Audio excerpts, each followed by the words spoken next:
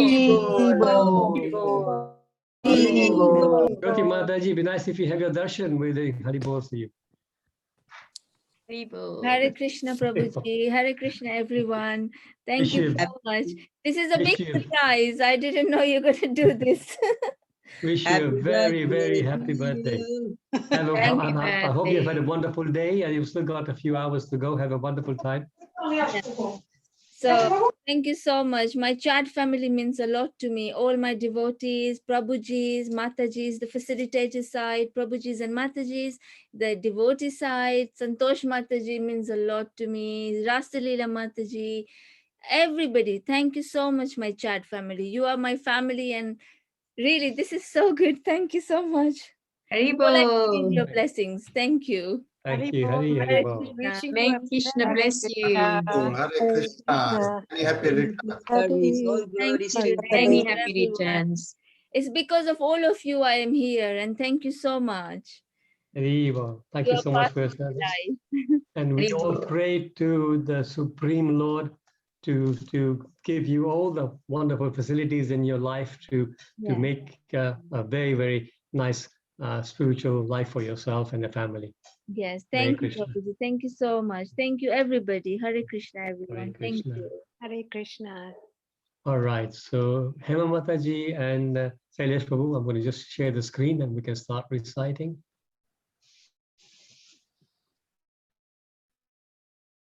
Prabhuji, just one thing. Today is the first time that I'm leaving chat on record and I'm going downstairs because my family is waiting for me. I've never done this before. Please forgive me for this, but I am recording, but I won't be in the background. So please forgive me for this. No, don't worry. Absolutely. Thank you. Fact that you are, despite the fact that you have your birthday and the family is there, you still join to do this. This is really, really nice of you. I just have to cut my cake with them, so I won't be on the background. But thank you so much for giving me all these opportunities to serve you all. Thank you, all of you. Thank you. Thank you, Jyoti Mataji. I'm leaving it on record now. Thank you. Thank you. Thank you.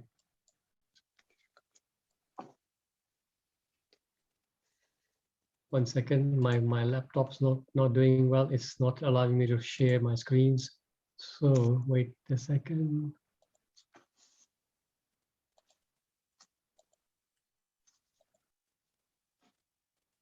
Okay, it does this sometimes to me. And what I need to do, if you just hang on, I'm going to have to log out and log back in. That's how it worked for me last time. So let me try that. Stay there. I'm just going to leave. And I'm going to assign the host to I am here, Prabhuji, until you sort this out. Oh, you're there, right? So okay, fine. Yeah. So that's fine. Let me just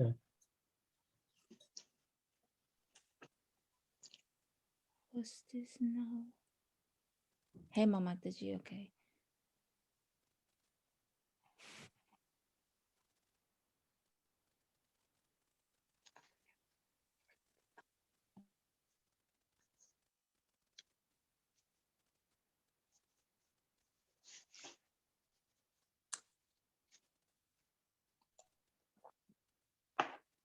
Okay, now let's see if it'll let me do it now. 1 second. Yeah, that's better. I can see my screens now. So what do I need to share now is that chapter 2. What verse are we reading till, devotees? 24. From 1 to 24. 24, okay. Well, let me just share that now. Okay, so Hema Mataji, Shailesh Prabhu, whenever you're ready. Okay, thank you. Hare Krishna, dear devotees, please accept our humble obeisances. All glories to Srila Prabhupada. Om Namo Bhagavate Vasudevaya. Om Namo Bhagavate Vasudevaya. Om Namo Bhagavate Vasudevaya. Chapter 2, contents of the Gita summarized. Text 1. Sanjay uvacha tam tatha kripaya vishtam ashru purna kulekshanam vishidatam idam vakyam uvacha madhusudana. Sanjaya said, seeing Arjuna full of compassion, his mind depressed, his eyes full of tears, Madhusudana, Krishna spoke the following words. Text 2. Shri Bhagavanu Vacha Kutasva Kasmalam Idam Vasame Samupastitam Anarya Justam Ashvargyam Akirti Karam Arjuna. The Supreme Personality of Godhead said, "My dear Arjuna, how have these impurities come upon you? They are not at all befitting a man who knows the value of life. They lead not to higher planets, but to infamy." Text 3. Klabhyam masma gama partha naitattvaya upapadyate kasudram hardaya daubhalyam tyaktotishta parantapa. O son of Pritha, do not yield to this degrading importance. It does not become you. Give up such petty weakness of heart and arise, O chastiser of the enemy. Text 4. Arjun uvacha katham bhishmam aham sakhe dronacha madhusudana ishubhihi pratiyotsyami pujarham ari sudana. Arjuna said, O killer of enemies, O killer of Madhu, how can I counter attack with arrows in battle men like Bhishma and Drona, who are worthy of my worship? Text 5. Gurun ahatvahi mahanubhavam shreyo bhoktam bhaikshyam apiha loke hatvartha kamam stu guru ihaiva bhunjiya bhogam rudira pradigtan. It would be better to live in this world by begging than to live at the cost of the lives of great souls who are my teachers. Even though desiring worldly gain, they are superior. If they are killed, everything we enjoy will be tainted with blood. Text 6. Najadya vidma kataram na goryo yadva jayema yadivano jayuhu yan eva hatvana jigvi samas deva shista pramukhe dhartarashtra. Nor do we know which is better, conquering them or being conquered by them. If we kill the sons of Dhritarashtra, we should not care to live. Yet they are now standing before us on the battlefield. Text 7. Karpanya dosha pahata swabhavaha prachami tvam dharma samudha chetaha yashreyasyan nishchitam bruhitan me shishyete aham sadi mam tvam prapannam. Now I am confused about my duty and have lost all composure because of miserly weakness. In this condition, I am asking you to tell me for certain what is best for me. Now I am your disciple and a soul surrendered unto you. Please instruct me. Text 8. Nahi prapashyami mama panudyada yachokam uchchosanam indriyanam avapya bhumav asaptanam radham rajyam suranam api chadipatyam. I can find no means to drive away this grief, which is drying up my senses. I will not be able to dispel it even if I win a prosperous, unrivaled kingdom on earth with sovereignty like the demigods in heaven. Text 9. Sanjay uvacha evam yuktva rishikesham gudakesha parantapaha nayotsya iti govindam yuktva tusnim babuvaha. Sanjaya said, having spoken thus, Arjuna, chastiser of enemies, told Krishna, Govinda, I shall not fight, and fell silent. Text 10. Tam uvacha rishikesha prahasan iva bharata senyor ubayor matye vishidantam idam vachaha. O descendant of Bharata, at that time, Krishna, smiling in the midst of both the armies, spoke the following words to the grief-stricken Arjun. Text 11. Shri Bhagwanu Vacha Ashotyan Anvaso Chastam Prajnavadam Sacha Basase Gatasun Agatasum Cha Nanu Shochanti Panditaha. The Supreme Personality of God had said, while speaking learned words, you are mourning for what is not worthy of grief. Those who are wise lament neither for the living nor for the dead. Text 12.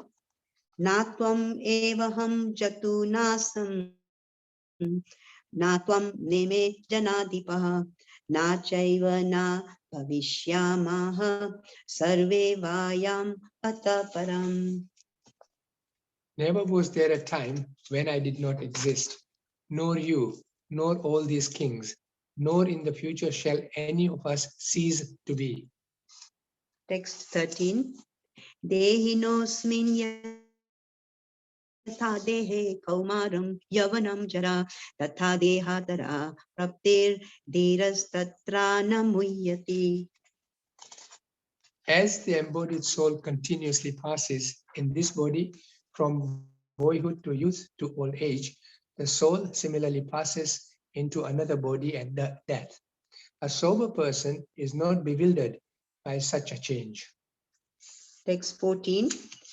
Mantra sparshasatu kunteya shitoshna sukha dukkadaha agama paino nityas anityas tam stitikshashva bharata. O son of Kunti, the impermanent appearance of happiness and distress and their disappearance in due course are like the appearance and disappearance of winter and summer seasons. They arise from sense perception, O scion of Bharata, and one must learn to tolerate them without being disturbed. Text 15. Yam hina vyathayanti te purusham purusara sabha sama dukkha sukham dhiram so vrata tvaya kalpate. O best among men, Arjuna, the person who is not disturbed by happiness and distress and is steady in both is certainly eligible for liberation. Text 16. Nasato vidyate bhavo na bhavo vidyate sataha ubayor api drashto antas tvam anayos tattvadarshini. Those who are seers of the truth have concluded that the non-existent, the material body, there is no endurance, and of the eternal, the soul, there is no change. This they have concluded by studying the nature of both. Text 17. Avinashi tu tadvidi yena sarvam idam tatam vinasham avya yashyasya nakashti kartum arhati. That which pervades the entire body, you should know to be indestructible.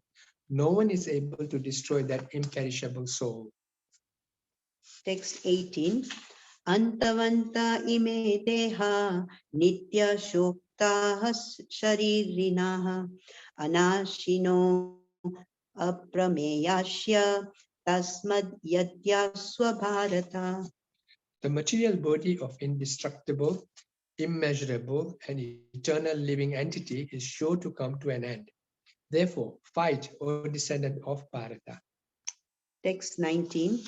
Yaenam veti hantaram yas jainam manyate hatam abhautau na vijanito nayam hanti na hanyate.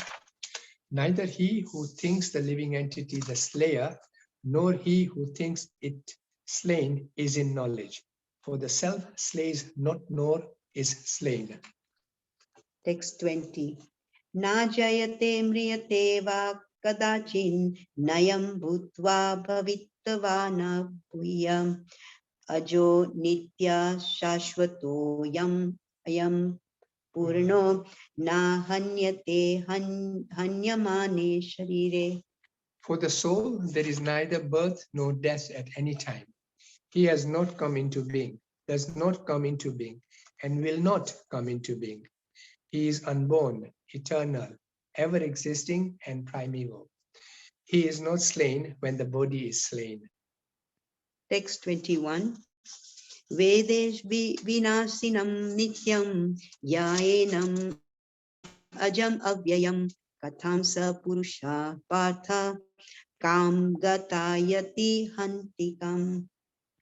O Partha, how can a person who knows that the soul is indestructible, eternal, unborn, and immutable kill anyone or cause anyone to kill? Text 22. Vasamsi jirnani yathavihya navani granati naro aparani tatha sharirani vihaya jirnani anyani samyati navani dehi. As a person puts on new garment, giving up old ones, the soul similarly accepts new material bodies, giving up the old and useless ones. Text 23. Nainam chindanti shastrani, nainam dahati pavakaha, na chainam kledayanti apo, na shayati marutaha. The soul can never be cut to pieces by any weapon, nor burnt by fire, nor moistened by water, nor withered by the wind. Text 24.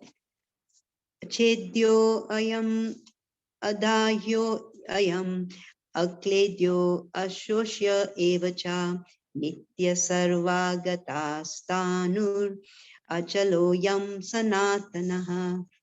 This individual soul is unbreakable and insoluble, and can be neither burnt nor dried. He is everlasting, present everywhere, unchangeable, immovable, and eternally the same. Om Tat Sat. Thank you, Hare Krishna. Apologies for any mistakes. No problem at all. Thank you so much, Hema Mataji. Nicely recited. I know we have just started the chapter 2, so maybe it'll take a little while, but you did very well. Some of the verses you will get used to it. You need to change the meter, some of the longer meters, and because you were trying to fit them into the shorter meter, you were having a difficulty. But once you get used to it, I'm sure you will be fine. Otherwise, you were quite okay. Very good. And Sailesh Prabhu, of course, as usual, very nice English recitation. Thank you so much, everybody. Okay, now I need to get back to, so we need to, because the purport for this text is longer, so maybe we should just do, okay, I'll stop sharing this and share my other screen. Let's see.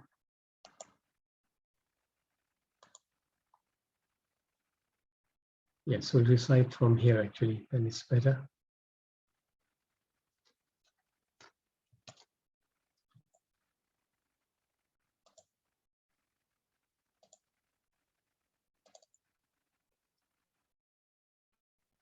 Okay, so, right, we're going to recite, continue recitation of the second chapter of Bhagavad Gita, entitled Contents of the Gita Summarized. And we're now just on text 2. Shri Bhagavan Uvacha Kutasva Kashmalam Idam Isha Me Samupashtitam Anarya Justam Aswarga Anarya Justam Aswargyam Anarya Justam Aswargyam Akriti Akirti Karam Arjuna. Do once again. Shri Bhagavan Uvacha Kutasva Kashmalam Edam Vishame Samupastitam Anarya Justam Asvargyam Akirti Karam Arjuna. Translation by Srila Prabhupada, Prabhupada Ki Jai. The Supreme Personality of Godhead said, "My dear Arjuna, how have these impurities come upon you? They are not at all befitting a man who knows the value of life. They lead not to higher planets, but to infamy." I just realized that I didn't do the invocation, so I'll just do it now before we start the purport. Om Namo Bhagavate Vasudevaya. Om Namo Bhagavate Vasudevaya. Om Namo Bhagavate Vasudevaya. So I'll request, let's see who's there. I can see Falguni Kothari there. If you can probably just read the first paragraph and I'll tell you when to stop.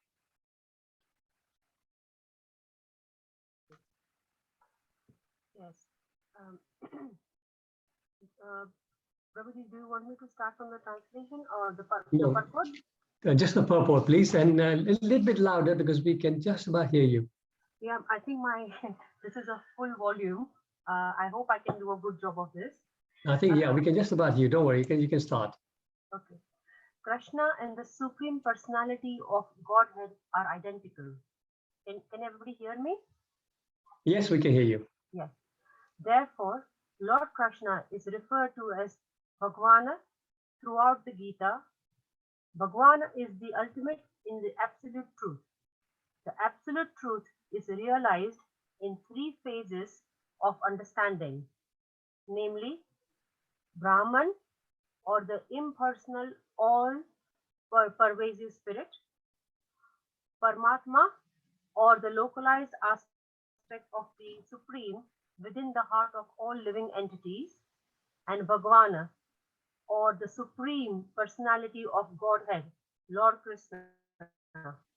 In the Srimad Bhagavatam, chapter 1.2.11, this conception of the absolute truth is explained thus: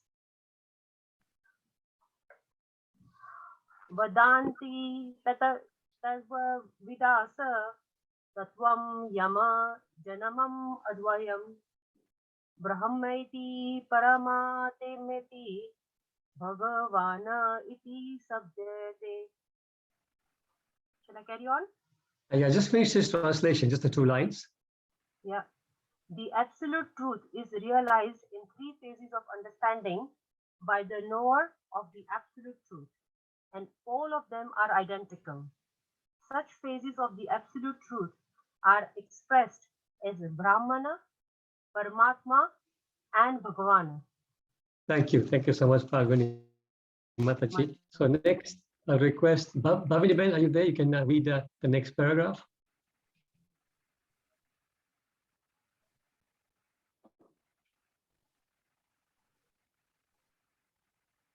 Okay, if not, then you're there. Okay. Thank you. So you're reading from these 3 divine aspects. Thank you. These 3 divine aspects can be explained by the example of the sun, which also has 3 different aspects, namely the sunshine, the sun's surface, and the sun planet itself. One who studies the sunshine only is a preliminary student. One who understands the sun's surface is further advanced, and one who can enter into the sun planet is the highest. Ordinary students who are satisfied by simply understanding the sunshine, its universal pervasiveness, and the glaring effulgence of its impersonal nature, may be compared to those who can realize only the Brahman feature of the absolute truth. The student has advanced still further can know the sun disk, which is compared to knowledge of the Paramatma feature of the absolute truth. And the student who can enter into the heart of the sun planet is compared to those who have realized the personal feature of the supreme absolute truth.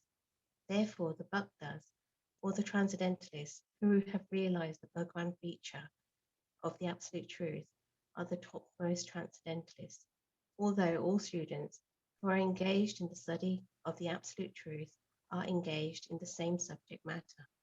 The sunshine, the sun disk, the inner affairs of the sun planet cannot be separated from one another, and yet the students of 3 different phrases are not in the same category. Hare Krishna. Hare Krishna. Thank you, Bhavini Ben. Okay, next, Ajay Prabhu, Ajay Mukund Prabhu, will you read that next paragraph? Hare Krishna. The Sanskrit word Bhagavan is explained by the great authority Parashar Muni, the father of Vyasadeva, the Supreme Personality of God, Supreme Personality who possesses all riches, all strength, all fame, all beauty, all knowledge, and all renunciation is called Bhagavan. There are many persons who are very rich, very powerful, very beautiful, very famous, very learned, and very much detached. But no one can claim that he possesses all riches, all strength, etc. entirely. Only Krishna can claim this because he is the Supreme Personality of Godhead. No living entity, including Brahma, Lord Shiva, or Narayan, can possess opulences as fully as Krishna. Therefore, it is concluded in Brahma Samhita by Lord Brahma himself that Lord Krishna is the Supreme Personality of Godhead. No one is equal to or above him. He is a primeval Lord, or Bhagavan, known as Govinda, and he is the supreme cause of all causes. Ishvara Parama Krishna Sachidananda Vigraha Anadiradi Govinda Sarva Karana Karanam. There are many personalities possessing the qualities of Bhagavan, but Krishna is the supreme because none can excel him. He is the supreme person and his body is eternal, full of knowledge and bliss. He is the primeval Lord Govinda and the cause of all causes. Brahma Samhita 5.1. Thank you, Ajay Prabhu. Thank you, Ajay Mukund Prabhu, very much. Let's see, Krishnagi Mataji, are you able to unmute and read the last section now?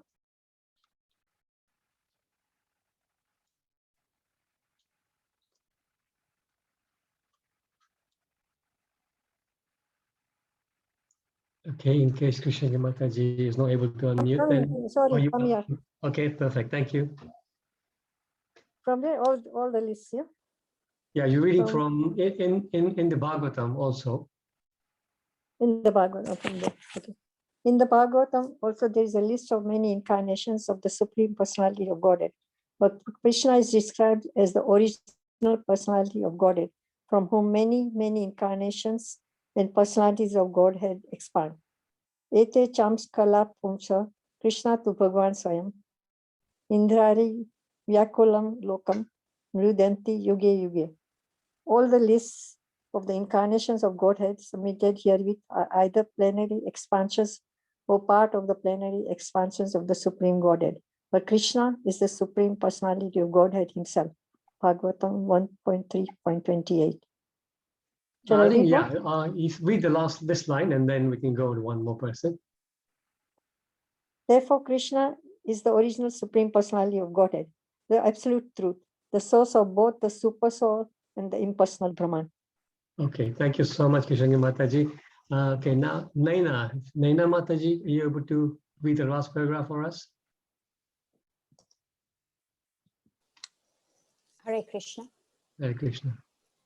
In the presence of the Supreme Personality of Godhead, Arjuna's lamentation for his kinsman is certainly unbecoming, and therefore Krishna expressed his surprise with the word Kutaha.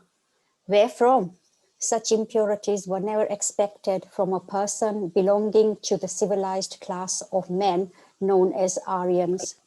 The word Aryan is applicable to persons who know the value of life and have a civilization based on spiritual realization.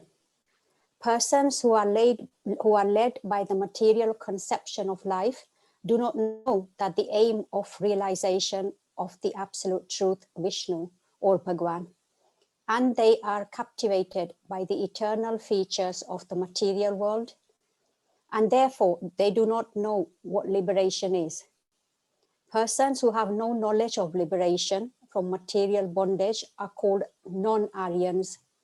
Although Arjun was Kshatriya, he was deviating from his prescribed duties by declining to fight. This act of cowardice is described as befitting the non-Aryans. Such deviation from duty does not help one in the progress of spiritual life, nor does it even give one the opportunity to become famous in this world. Lord Krishna did not approve of the so-called compassion of Arjun for his kinsman. Hare Krishna. Thank you so much. Thank you, Naina Mataji. Thank you all the readers. Very nicely read. Prabhupada ki jai. Om Ajnanati Mirandasya Jnananjana Shalakaya Chakshurun Militam Yena Tasmai Shri Gurave Namaha Shri Chaitanya Manobishtam Stapitam Yena Bhutale Swayam Rupa Kadamahyam Dadati Swapadantikam Namo Om Vishnu Padaya Krishna Prasthaya Bhutale Srimate Bhakti Charu Swami Niti Namine Namo Om Vishnu Padaya Krishna Prasthaya Bhutale Srimate Bhakti Vedanta Swami Niti Namine Namaste Saraswate Deve Gauravani Pracharine Nirvishesha Sannivadi Pashada Deshatarine Jai Shri Krishna Chaitanya Prabhu Nityananda Shri Advaita Gadadhar Shivasadi Gaura Bhakta-vrinda Hare Krishna, Krishna Krishna, Hare Hare, Hare Rama, Rama Rama, Hare Hare. Prabhupada ki jai. So quickly, the long purport, so it hasn't left us too much time. Let's see how much we can cover as fast as possible. Let me just quickly share that with you.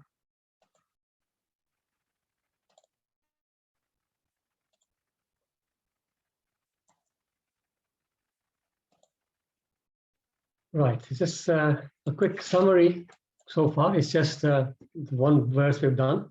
And this particular section, from 1 to 10, it'll cover Arjuna's further doubts, and then it'll lead to surrender to Krishna.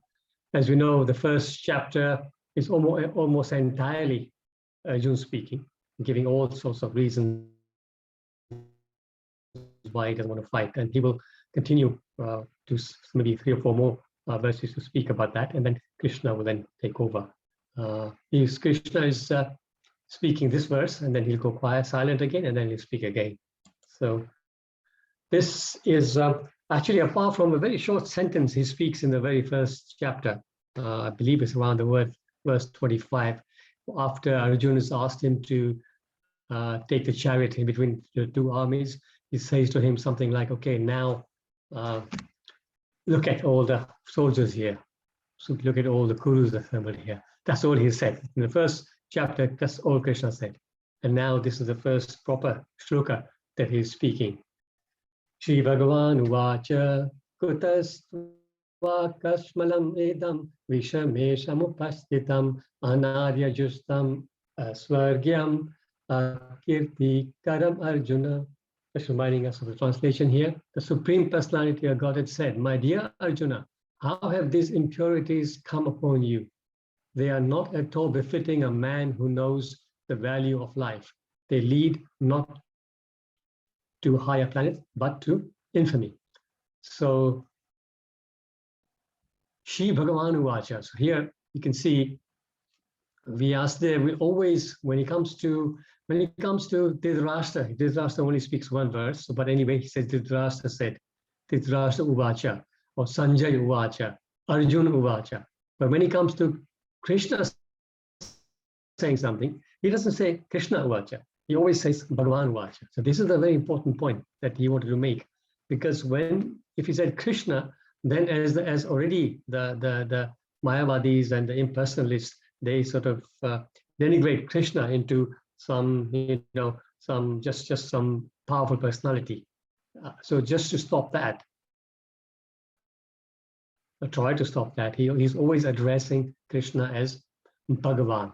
And later on, it'll be explained that what he put in this particular text. We will go through what Bhagavan actually means. So Kuta means like what, where from has this come? So Krishna is surprised. He's surprised because, first of all, Krishna, as they say, Krishna is Krishna Surya Sama, Maya Andhakar. So if Krishna is there, how can there be ignorance? So that's one surprise. That's why he's thinking, why is Arjun speaking like this? And second is that Arjun is born of, he's a Kshatriya, not just a Kshatriya, he's born of an Aryan family, comes from a line of Aryan families. So then again, why would an Aryan talk ignorant stuff? That's why he says, Kuta, why is it? Why are you saying this? These are the two important things I picked up. And then yes, asvargyam, akirti, which means that these kind of things will not lead you to heaven, and it will also not give you fame. Akirti. And don't forget, right now, of course, Krishna is speaking to Arjuna in a very, very karma kanda level, so he's not giving him any information about the spiritual body, he's just talking about the heaven. And it is said that when soldiers, they fight, when they win, of course, they win the kingdom, but when they lose, they still haven't lost because they attain the heavenly planets. So this is why this verse mentions Swarga here. In the purport, Prabhupada says, Bhagavan is the ultimate in the absolute truth. The absolute truth is realized in three phases of understanding, namely Brahman, or impersonal, all-pervading spirit, Paramatma, or the localized aspect of the Supreme within the heart of all living entities, and Bhagavan, or the Supreme Personality of Godhead. So we all know, we've covered this many, many times, and Prabhupada quotes that famous verse, which Ajay Mukund Prabhu read so nicely, of Bhagavatam, first canto, chapter 2, text 11, Vadanti tat tattva vidas tattvam yasgyanam advayam brahmeti paramatmeti bhagwaniti shabdete. So that explains these three aspects. Then the purport continues, Prabhupada says, these three divine aspects can be explained by the example of the sun, which also has three different aspects, namely the sunshine, the sun's surface, and the sun planet itself. So purport explained that very clearly, how these three aspects are there. Prabhupada says then that one who studies the sunshine only is a preliminary student, one who understands the sun's surface is further advanced, and one who can enter into the... Sorry, Prabhu. Yes? Sorry to bother you. Could you please make the slides a bit bigger, because Okay, one Sorry second. about So you're that. not seeing this. What are you seeing? Okay, 1 second. Let me stop sharing first. I'll do that. Yeah. Okay. Individually, you can enlarge your screen if Yeah, you have that. Yeah. Let me try that.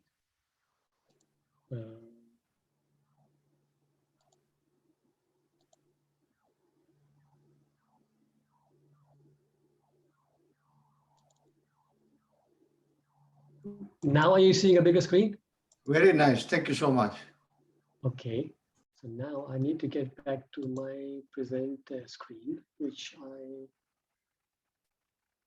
cannot see here. Okay, doesn't matter. We'll continue. So here,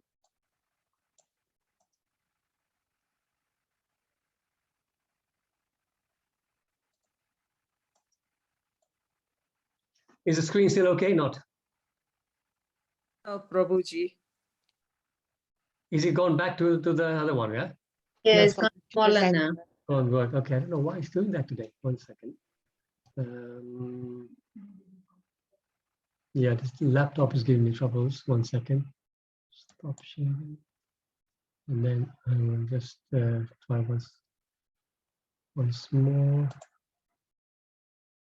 I'll go here and in the slideshow. I will then go here and share the screen. Share that. Right.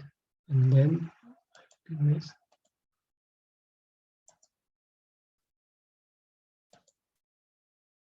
Okay, what are you seeing now? Big screens? It's got the present, your Still got a presenter view, right? Okay. Same as before. Anyways, I don't know why it's doing that today. Okay, in that case, let me just try once more.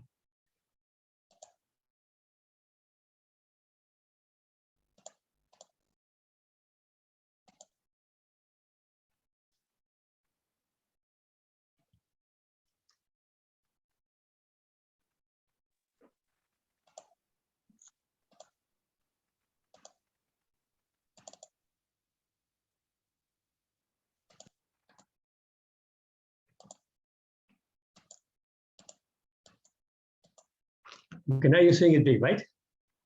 Yes, yes. Okay, fine. I'll leave it. Yes, I'll leave it Yes, like that. Prabhuji. Okay, so here, so we know we're familiar with this. We already covered this slide. We'll go on to the next one. I can't see my headings. Okay, put that here.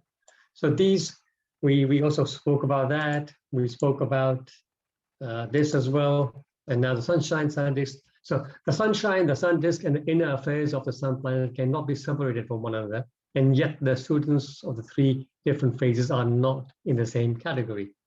So we know that this particular analogy is explained in different ways. Here you can see it is explained like, like blind men. Although they're seeing the same, they're actually seeing and trying to observe the same object. It's an elephant in this case. But because these people are blind, depending on where they are on the elephant, they are seeing it differently. So the one person says, oh, elephant is like a fan. The other one says it's like a spear. One says it's like a snake, depending on, and like a tree, like a wall, like a rope. So you see, it is the same elephant, same item, but they are describing it from their own perspectives. So this is the way how the three aspects of the Lord, although they are identical, they are from different perspectives. That's why it seems different. And here on this screen, you can see how somebody can be looking at this figure, number 6, and one person says it's a 6, the other says it's a 9. So you can see they're both right, depending on which perspective they're looking at, right? So same way, these three aspects, Brahman, Paramatma, and Bhagwan, it's not that any one of them is wrong. They're all right, but it's just a different perspective. But then here, Prabhupada says they're not in the same category also at the same time, because only the supreme, only the final Bhagwan realization is the final absolute truth, right? So then the Sanskrit word Bhagwan is explained by the great authority Parasar Muni, the father of Yasdev. So there's a verse that is explaining this. Asparyasya samagrasya virasya yasasya shriya jnana vairagya chaiva sannam bhaggam itingana. So this verse spoken by the Parasar Muni says, Bhagwan means who possesses these 6 opulences in full, all riches, all strength, all influence, all wisdom, all beauty, all renunciation. This we are all very familiar with. These are the opulences that the Lord possesses in full. And then we can see that Krishna has 64 qualities, as we know, right? And then there is a sliding scale of what other personalities possess. So Krishna has 64 qualities. Then Vishnu Tattvas would have how many? Anybody know? 60. Exactly. 60. And that comes to 94% almost, right? And then Shiva Tattva. 5, 28%. 54, 84% almost. And then Jiva Tattva. 50. 50. And it's 78, like 78%. But you can see Jiva Tattva, 78 is the maximum. It's not that we all have 78%. Lord Brahma would have that, 78%. All of us have much, much less than that. So this is interesting to know. And then, so out of the 64, we can see the Vishnu Tattvas have 60. So which are the 4 unique qualities that Krishna has?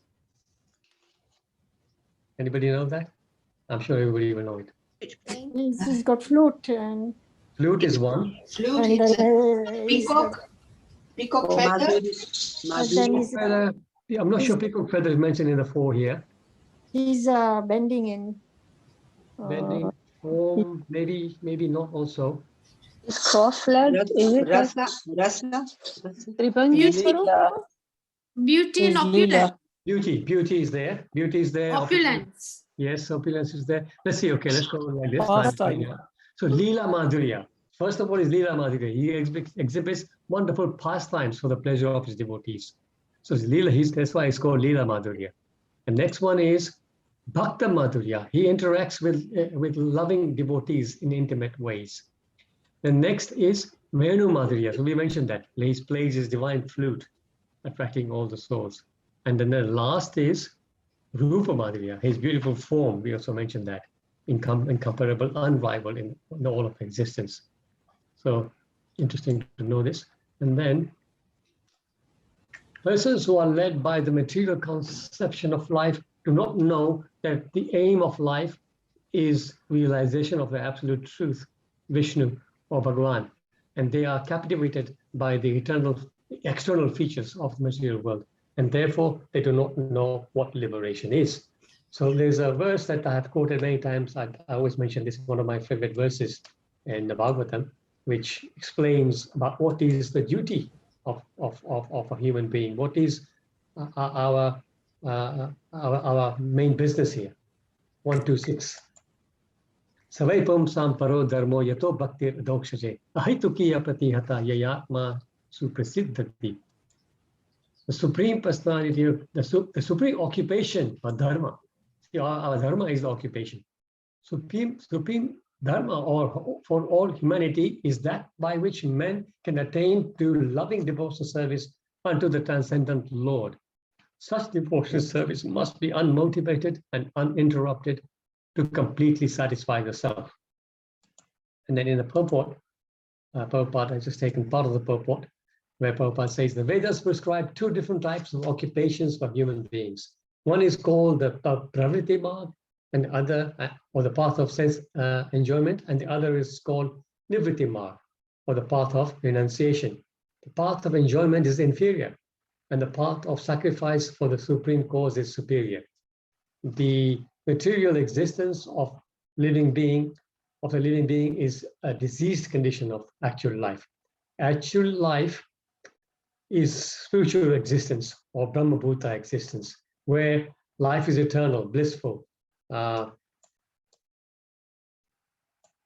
second. Move this far up. Blissful and full of knowledge. Material existence is temporary, illusory, and full of miseries. There is no happiness at all. There is just the futile attempt to get rid of miseries, and the temporary cessation of misery is falsely called happiness. So you see, the material world actually really has no happiness. What we see sometimes as happiness is just a cessation or absence of misery for a little while. Then the question would be, how to come out of this material condition? If Prabhupada says that this is wrong, or everybody says, then how to come out of this material conception of life? So again, I've taken, devotee association is the means. That's the only way that we can get out, because devotee association will, of course, lead to devotion, right? And the famous verse in the Chaitanya Charitamrita about devotee association, anybody? Sadhu Sangha? Yes.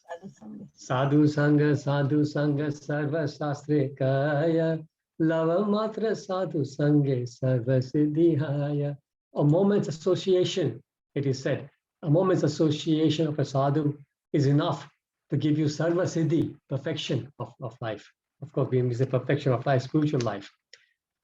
And then one may say, okay, how do I recognize a sadhu? How do I know who's a sadhu? Because nowadays we have so many people, especially in India, just because they have a long beard and saffron clothes, doesn't mean he's a sadhu. No. So we have to look out for the symptoms of a sadhu. So in the 3rd canto, 25th chapter, 21, Lord Kapila is speaking to Devahuti, and he's saying, Titikshava Karunika Surida Sarva Dehinam Ajata Shatrava Shanta Sadhava Sadhu Bhushana.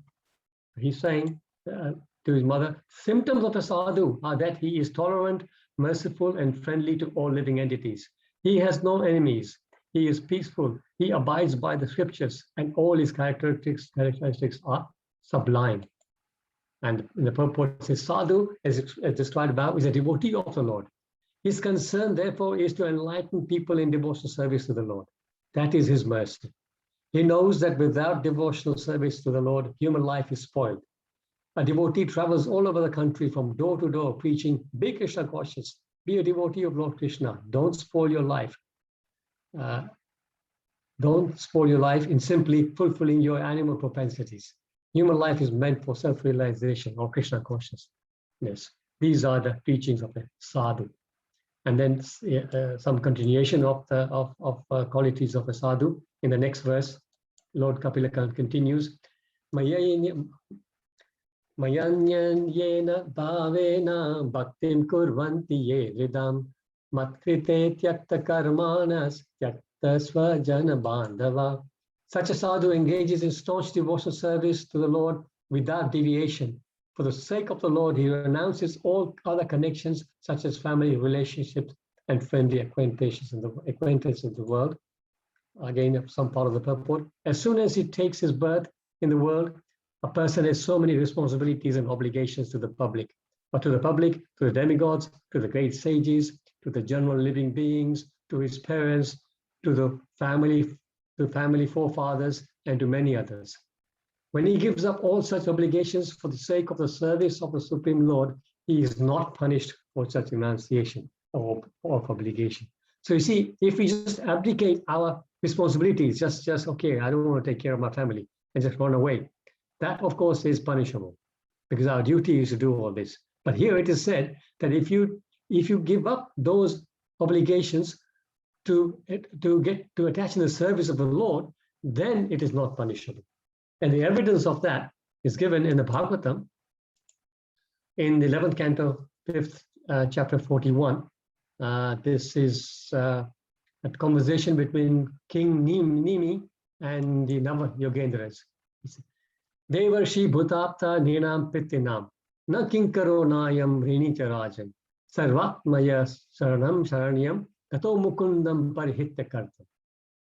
Here he says, O king, addressing King Nini, one who has given up all material duties and has taken the full shelter of the lotus feet of Mukunda, who offers all shelter to all, is not indebted to demigods, great sages, ordinary living beings, relatives, friends, mankind, or even one's forefathers who have passed away.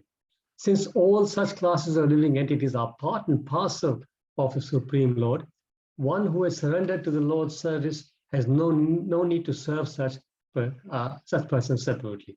So you see, here's the point, that if you surrender to Lord Mukunda, then all these debts are completely relieved. Deva, Rishi, so Devas means demigods. Rishis, Bhuta, Apta, Bhuta means other people, Apta means our family, Niranam, general people, Pitrinam, our forefathers, Na Kinkaro, that means they are not ours, we are not servants to them anymore. Nayam Rini, so we're not even Rini, we don't have any runa to owing to them. Why? How? Sarvatma. Sarvatma means completely. Our whole existence is given to Krishna. Sharanam Saranyam, the one who's capable of giving us the shelter. Who is that? Tato Mukundam Parihittakar. So this is the evidence. And again, this is like, if you're worshipping the Lord, then everybody else is satisfied. That's the point. And that is given, the analogy is given in the fourth canto, 31st chapter 14. Yathataror mula nisechanena tripyanti tatskanda bhujopashakha prano pahara chaye yathendriyanam tathaiva sarvarharam achyuteja. As pouring water on the root of a tree and energizes the trunk, branches, twigs, and everything else, and as supplying food to the stomach enlivens the senses and limbs of the body, simply by worshipping, simply worshipping the Supreme Personality of Godhead through devotional service automatically satisfies the demigods who are part and parcels of that Supreme Personality. So I will stop here. Sorry, we got a little bit over time because it was a long purport and also we had difficulties with the laptop. But I will now open up for any comments, questions, realizations.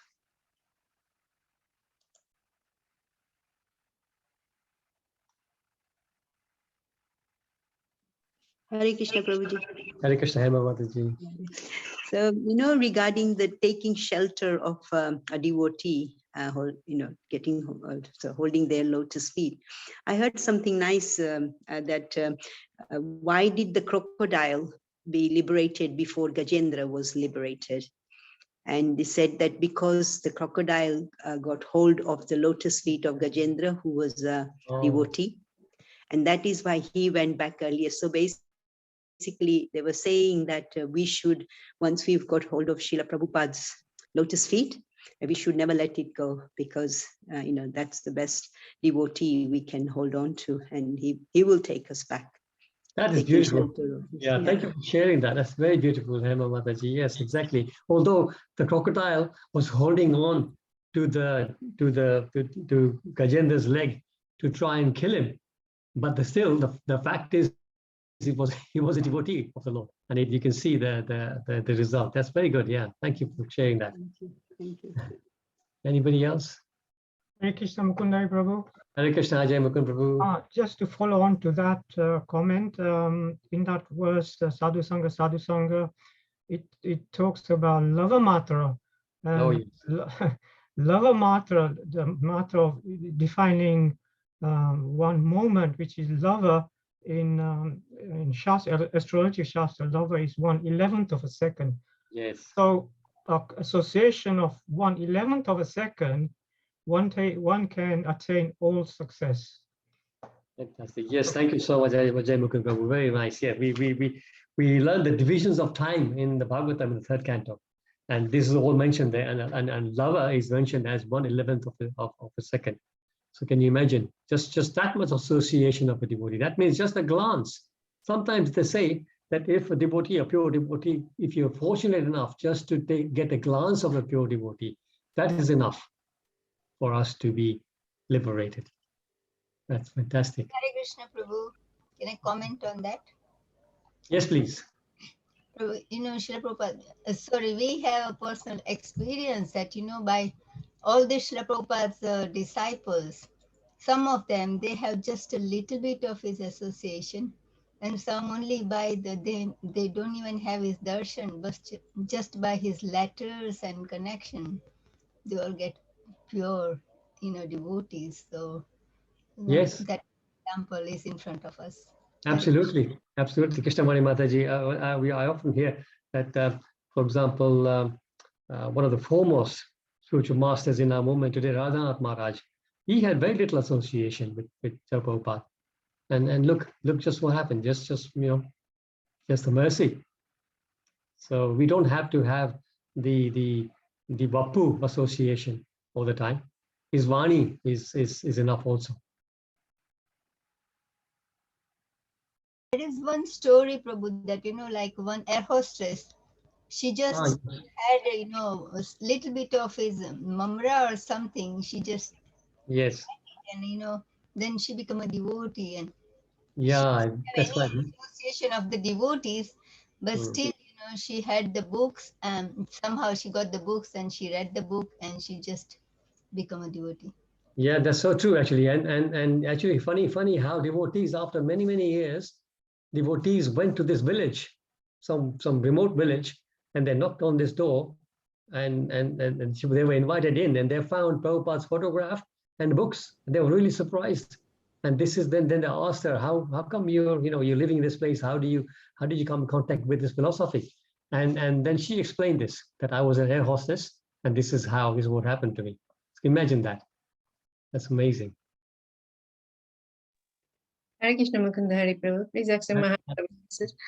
I just, I think though Srila Prabhupada, because he's so potent with full of spiritual quality, that's him. And also the people who became Krishna conscious, I'm sure they must have had some, previous life sukriti.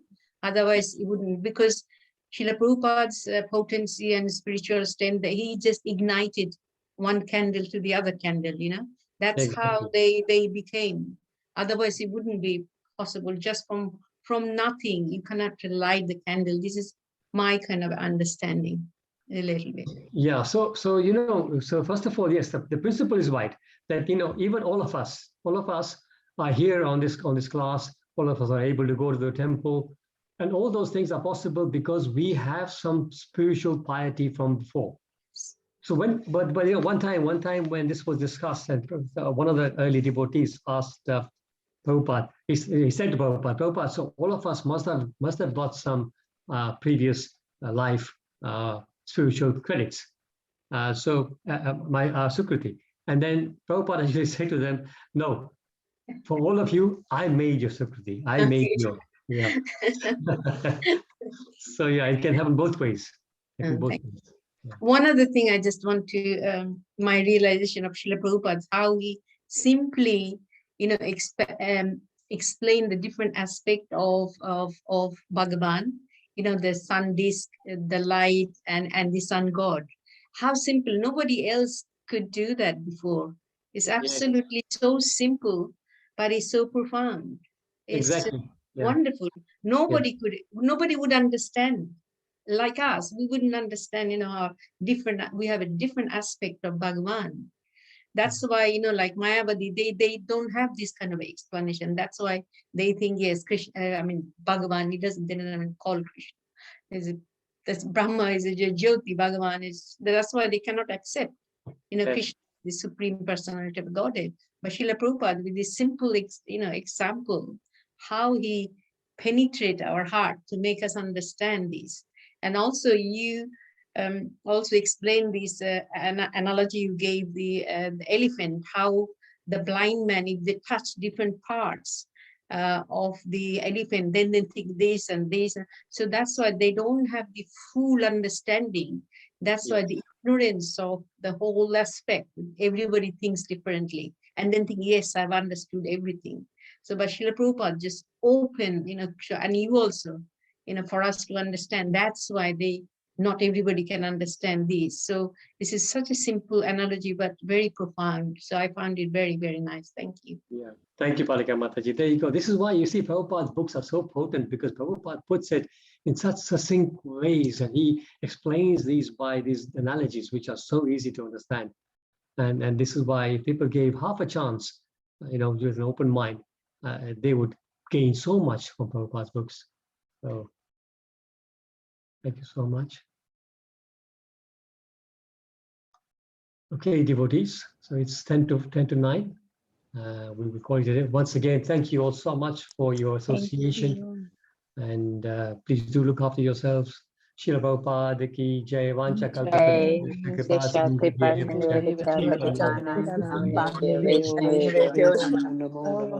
you, Prabhuji. Hare Krishna.